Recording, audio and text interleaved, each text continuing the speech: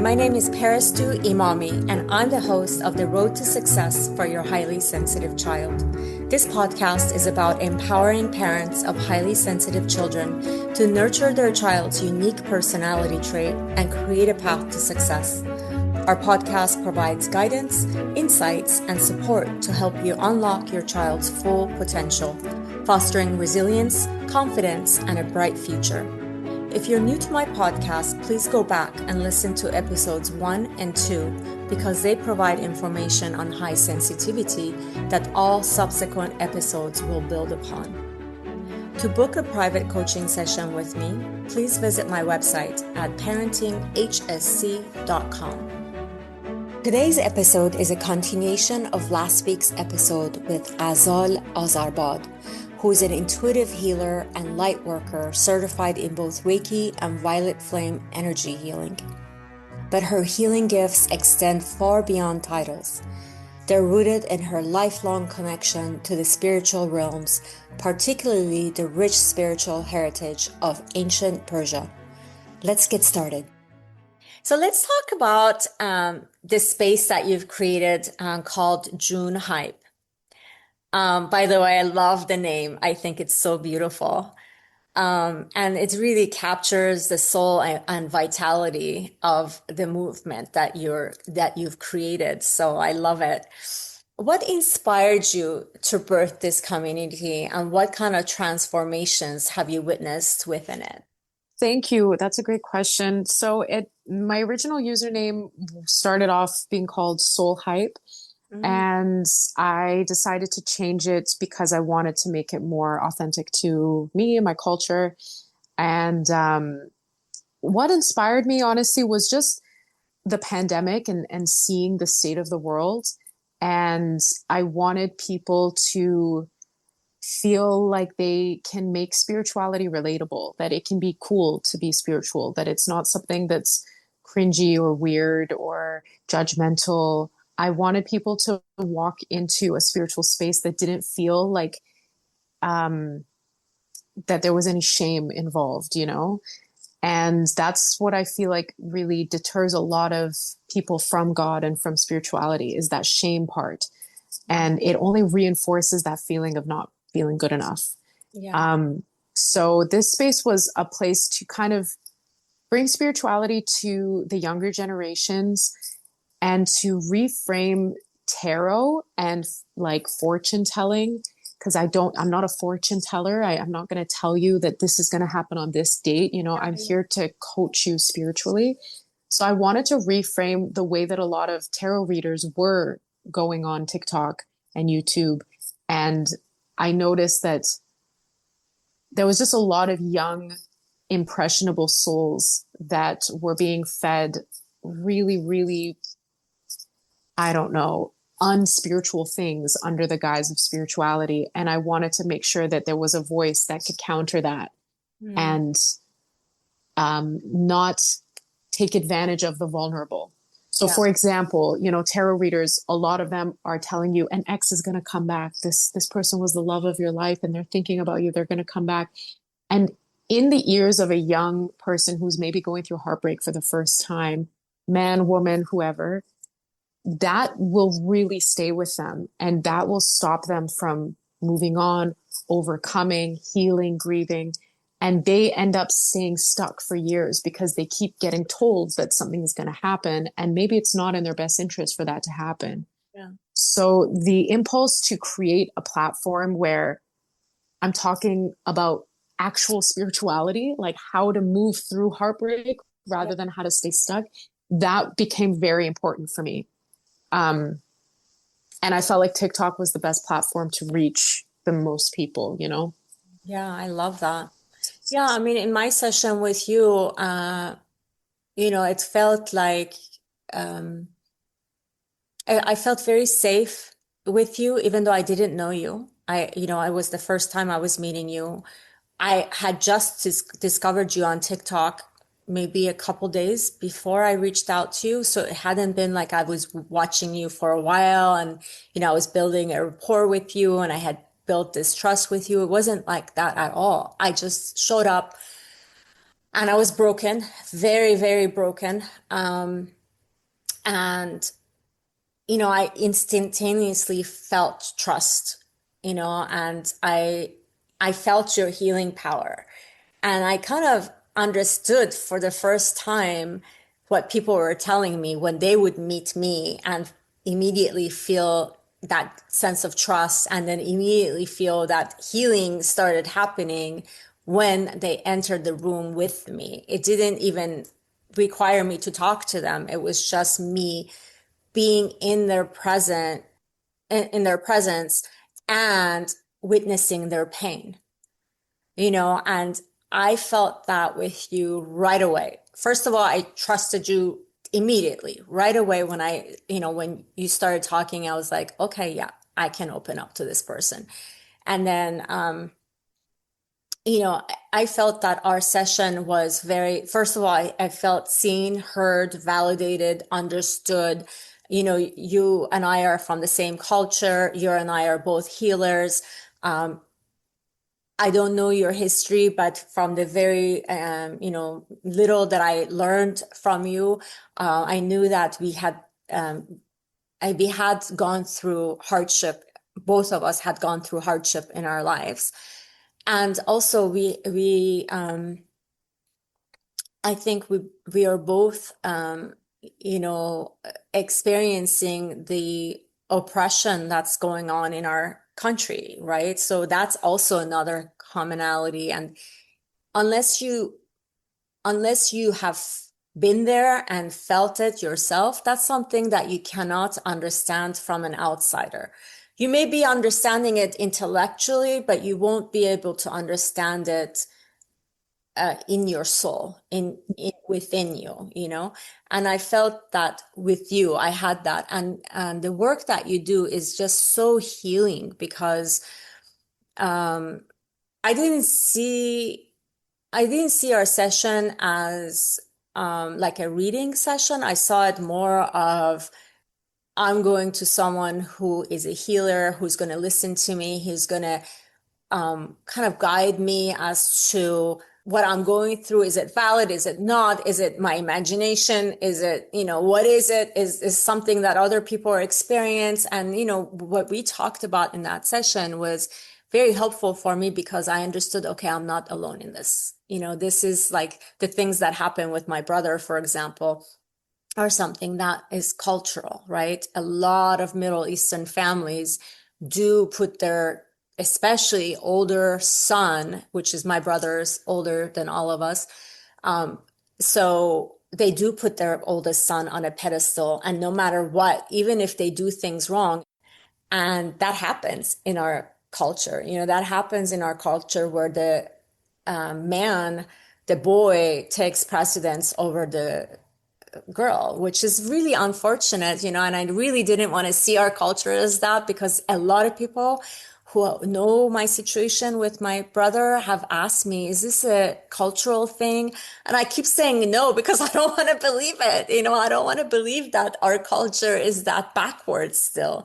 I mean, I would think that it would be like that maybe, I don't know, 100 years ago, but not today, not in this generation, especially with both my parents being extremely intelligent and educated people. It's not like we're not living in a village with people that are not educated and just don't know any better. I'm talking about my parents who are highly educated. My dad is a surgeon. My mom is a midwife, has her master's degree. How could this happen? It's such a so bizarre for me that this kind of thing could happen. But anyway, going back to your healing session, sorry, I digress. Going back to your healing session is just for me, it was far beyond tarot reading. It was more of, even though that's what I thought it was going to be, but it wasn't. It didn't turn out to be that way for me. And it was extremely healing, and it was extremely validating, and kind of bringing light to something. I already had the answers in me, but you confirmed them for me, and the whole aspect of, well, what should I do now with my family? Should I distance myself or should I stay the way things are? And I really wanted to distance myself from my family because it's painful, right? It's painful to constantly throughout your life have your own parents take from you to give to your other sibling who is the not the good kid. If he was the good kid, if he was doing all the right things, it would make more sense, but he's doing all the wrong things and yet he's getting rewarded for it. Let's talk about your core mission. Your core mission is to help people transmute pain into purpose. Can you walk us through what that looks like in real life and maybe share an example or two? Absolutely. So I believe that every person has the potential and the ability to turn their pain into purpose. Um, the way I like to work with people is very case by case. So it usually in that first few minutes as I'm getting to know their energy, and we do the guided meditation, which I do with all my clients when we start. During that guided meditation, I cloak us both with protection and I connect with the client's higher self.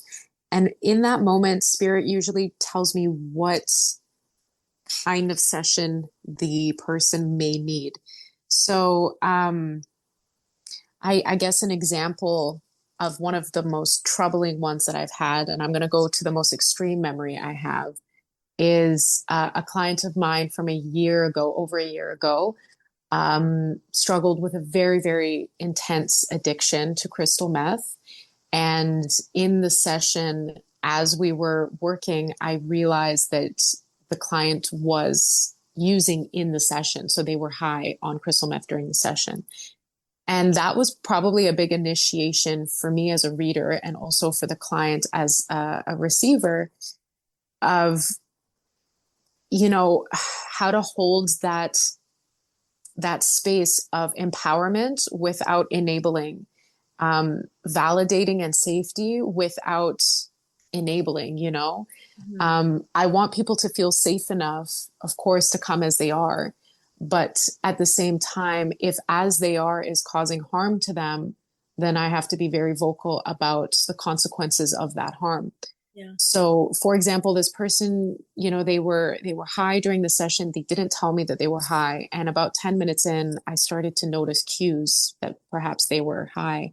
So I asked them, and after a couple of moments of them trying to deflect, eventually they admitted that they were.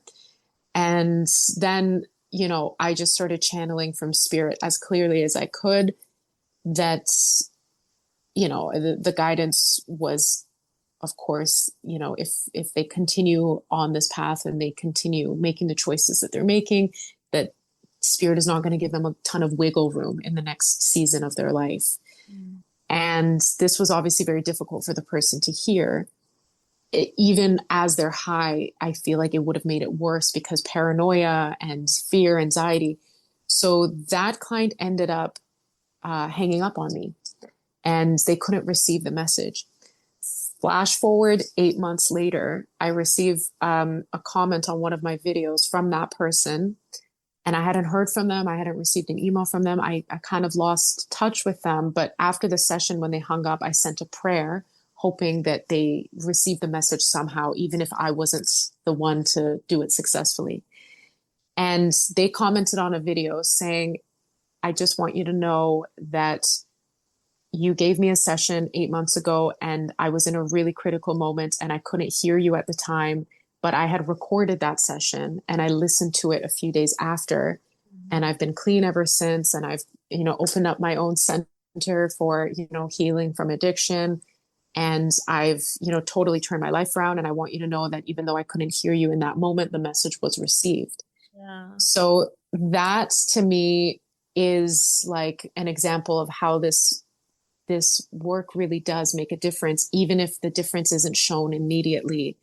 Mm-hmm. I have to trust that I'm not here to carry all of it. I'm one angle of it, and God and the universe is also taking care of all of it as well.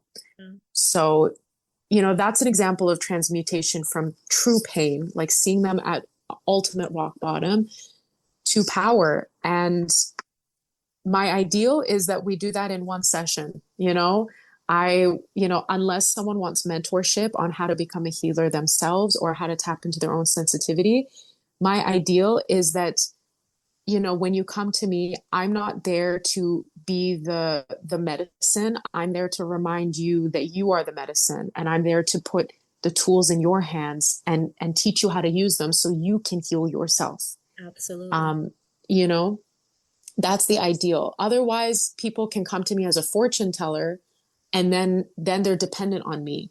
Then it's a codependency. Then there's no empowerment.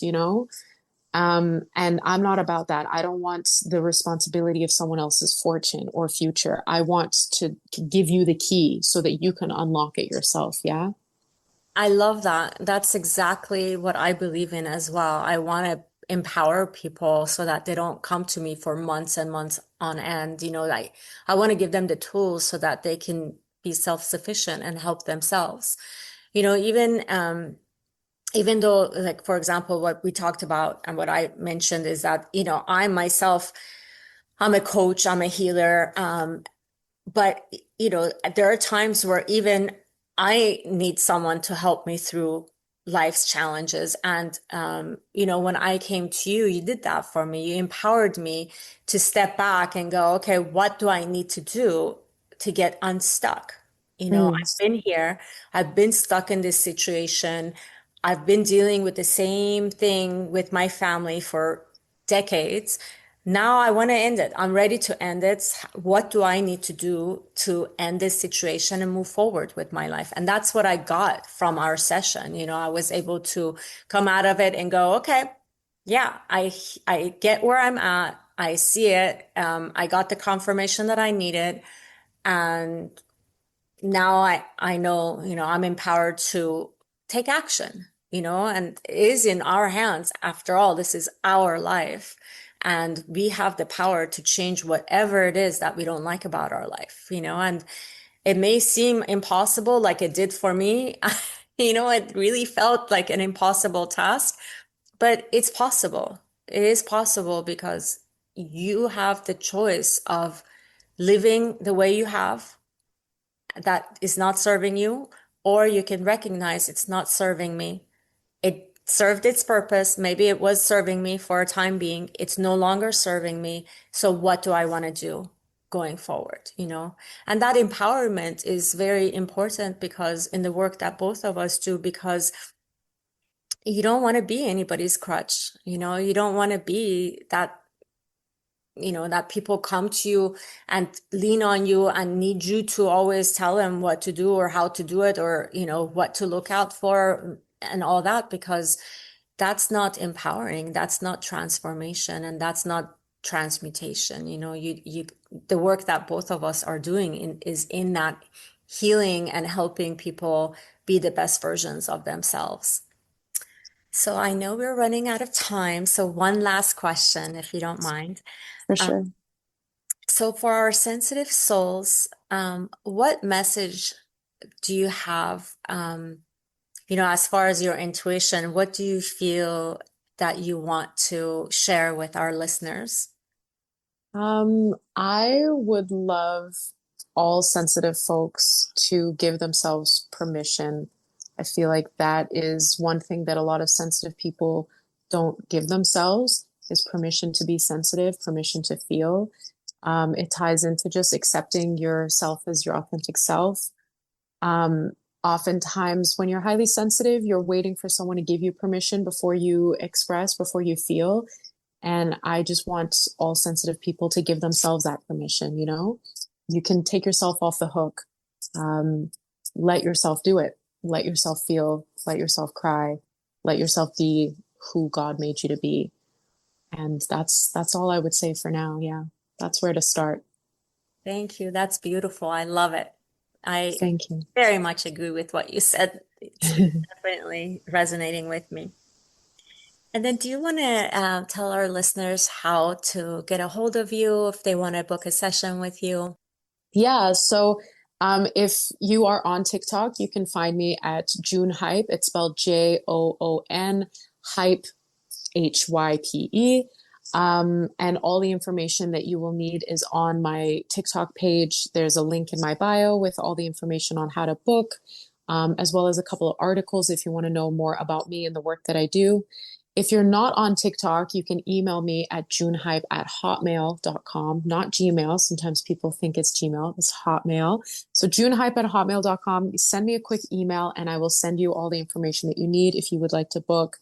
But yeah, those are the two ways you can find me. And then I do have a website as well, which is just my full name.com, ghazalazarbad.com, if you want to know more about my creativity and other things as well. Yeah, thank you so much. You know, one thing that I want to share with you is that I realized that both you and my brother were in the same play. I'm sure not the same exact play, but he was also in English. What? Did he play Omid? Yes, he played Omid in Chicago. Oh my Yeah. gosh. That's wild. I know, I Okay. saw that on your website. I'm like, oh my God, that's so amazing. What a small world. I'm serious. Like, Wow, that is a small world. Is this your younger brother or older yeah, brother? my younger brother. Oh my goodness. Wow. Well, that's really interesting. There you go. That's a sign. For sure. Well, Ghazal, thank you so much for being a guest today. I really enjoyed this talk that we had. I think the listeners would gain so much from this episode, and hopefully they'll reach out to you and work with you as well, because I know my healing session was just incredible and I loved it. And I already started telling my friends about it, and some friends already booked with you. So it's really nice. I'm really grateful for the work that you do. And it's nice to see another highly sensitive person who has found their superpowers and is using them for, to help others. So Thank thank you you. so much. It's been Thank an you. honor Thank to you. have you here today. Yeah, it's been an honor to be here. This has been lovely. Thank you so much. As we wrap up today's episode, I want to remind you that you have the power to create a bright and successful future for your highly sensitive child. Embrace their uniqueness, nurture their strengths, and provide them with the love and support they need. Together, we can pave a path to success that aligns with their sensitivity. Thank you for joining us today, and remember, you're not alone on this journey. We'll be here with more insights and inspiration in our next episode. Until then, keep believing in your child's potential because they truly are extraordinary. Stay tuned, stay inspired, and stay committed to setting your child up for success in life. If you enjoyed this episode and found it helpful, please leave a review, share with other parents, and reach out to us with any topics you'd like us to cover in the future. To book a private coaching session with me, please visit my website at parentinghsc.com.